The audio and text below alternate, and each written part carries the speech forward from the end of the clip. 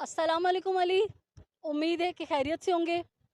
अली, आप और आपके व्यूवर्स जो हैं, आज जो सिंध हाई कोर्ट के अंदर दो अहम दरखास्तों की समाअत है, उसके लिए आप यकीनन इंतज़ार कर रहे होंगे।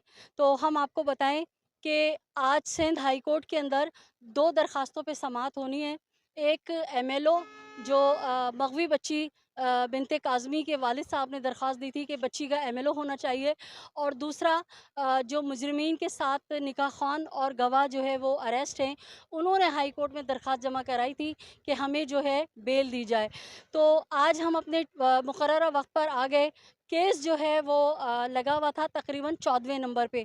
15वें नंबर पे जब हमारी बारी आई तकरीबन पौने 10 बजे। तो जैसा कि आपको पता है कि जो मुजरिमीन के वकील हैं, उनकी हमेशा ही कोशिश होती है कि कोई ना कोई हीले बहाने करके तारीख पे तारीख ले लें और आवाम को, वकला को और मेहदी काज़मी साहब को डीमोरलाइज़ करें और इतना थका दें ज़हनी और जिस्मानी तौर पे कि वो थक के जो है घर बैठ जाएँ। लेकिन आज भी उन्होंने यही कोशिश की कि आते ही उन्होंने कहा कि हमने तैयारी नहीं की है और हमारे पास डॉक्यूमेंट्स नहीं हैं। तो जिब्रान नासिर साहब ने जो है वो जज साहब को बताया कि वो सारी चीज़ें टीसीएस कर चुके हैं। तमाम तर जो उन्होंने एमएलओ पे तमाम तर जवाबात, शवाहिद, दस्तावेज़ जो भी कुछ जमा कराया वो सब चीज़ें इनको भी उन्होंने प्रोवाइड कर दी हैं। फिर वो एमएलओ पे बात हुई तो उन्होंने कहा कि एमएलओ इतना ज़रूरी नहीं है, उस पे बाद में बात हो जाएगी। तो जिब्रान नासिर साहब ने उस पे भी कहा कि देखिए, मैंने तो इमरजेंसी में जो है दरख्वास्त जमा कराई थी कि एमएलओ होना बहुत ज़रूरी है इस केस के फ़ैसले के लिए। तो मुझे जो है ऑनरेबल अदालत ने इजाज़त दी है और आज 5 सितंबर का जो तारीख़ मुझे दी है और उसमें कहा है कि समाअत होगी। तो ख़ैर जनाब, वो कोशिश कर रहे थे, लेकिन फिर जज साहब ने भी कहा कि नहीं, आप लोगों को क्या कबाहत है और बात करने में, और टाइम है, सब कुछ है। ख़ैर, फिर आमिर नियाज़ वडेरा साहब ने कहा कि ऐसा करते हैं कि पहले ज़मानत पे बात कर लेते हैं, जिस पे जिब्रान नासिर ने कहा कि नो इश्यू। ख़ैर जनाब, आमिर नियाज़ वडेरा साहब ने जो है वो पूरा अपना जितने भी दलाइल थे, जितने भी आर्गूमेंट्स थे वो दिए इस हवाले से कि बच्चियाँ तो भाग जाती हैं, कोई मसला नहीं है, रोज़ का केस है। और जो है हाई कोर्ट ने बच्ची को शौहर के साथ जाने, जो पुरानी कहानी, जाने की इजाज़त दी, ये किया वो किया।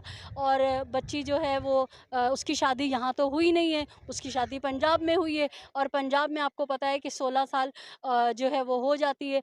उस पे सलाउद्दीन पवार साहब ने बड़ा मुस्कुरा के और हँस के कहा कि मुझे समझ ये नहीं आता कि ये जो 14 साल, 16 साल, 15 साल की बच्चियाँ होती हैं, इनको कहाँ से इतनी अवेयरनेस होती है, इतनी समझ कहाँ से होती है कि हम अगर पंजाब भाग जाएँगे, पंजाब जाके शादी करेंगे, तो वहाँ हमें प्रोटोकॉल दिया जाएगा, वहाँ हमें जो है तहफ़्फ़ुज़ फ़राहम होगा, कोई हमारे लिए कुछ नहीं कर सकता। मैं तो समझता हूँ कि 22-23 साल, 24 साल, 25 साल की जो लड़की है, उसको भी ये चीज़ नहीं पता होती कि पंजाब में जो है वो इस तरह से जो है तहफ़्फ़ुज़ मिल जाता है और ऐसे शादी कर ली जाती है। तो और फिर उन्होंने मज़ीद इस पे हँस के कहा कि ये तो ऐसा लग रहा है कि जैसे मैं जाके अगर ख़ुदकुशी करूँ स्विट्ज़रलैंड के अंदर, तो वहाँ पे जो है ख़ुदकुशी करना जुर्म नहीं है, और पाकिस्तान में या दुनिया में कहीं और मैं जाऊँगा ख़ुदकुशी करूँ तो वो जुर्म है। तो ये आप लोगों की मंतक मेरी समझ से बाहर है। ठीक-ठाक ख़ैर दलाइल चल रहे हैं। उसके बाद जब आमिर नियाज़ वडेरा साहब ने अपना टाइम पूरा कर लिया, तमाम तर दलाइल दे दिए, तो जिब्रान नासिर साहब की बारी आई। तो जिब्रान नासिर साहब ने बहुत ज़बरदस्त दलाइल दिए और उन्होंने एक-एक एक्ट और एक-एक फ़ैसला जो है इस तरह के केस से रिलेटेड वो पेश किया। बाकायदा रिटन में उन्होंने सारे जज साहब को चीज़ें प्रोवाइड की, जिसे जज साहब साथ-साथ पढ़ते रहे और जिब्रान नासिर पढ़ के सुनाते रहे और हम लोग भी सुनते रहे।